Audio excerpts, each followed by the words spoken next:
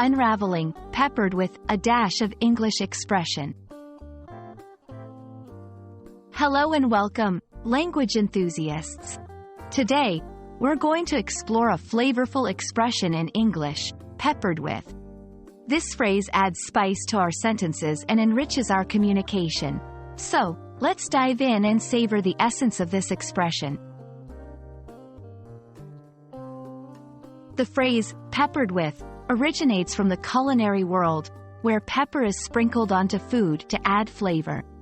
In English, when we say something is peppered with, we mean that it contains a lot of a certain quality, characteristic, or item, scattered throughout in small, but noticeable amounts.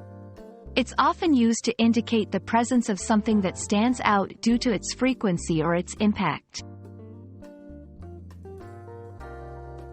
Understanding how to use peppered with is key to mastering it. Here are some examples to help you get a feel for the phrase. The book was peppered with interesting historical facts. Her speech was peppered with humor and wit. The sky was peppered with stars, creating a breathtaking view. In each case, peppered with conveys the idea that the quality mentioned is spread throughout the subject, enhancing its overall texture or composition. To expand your vocabulary, it's useful to know synonyms of peppered with.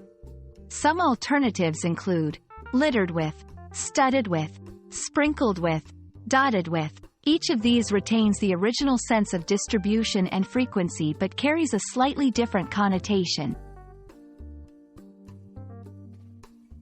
We hope this video has peppered your day with learning and that you can now use peppered with confidently in your own conversations and writing.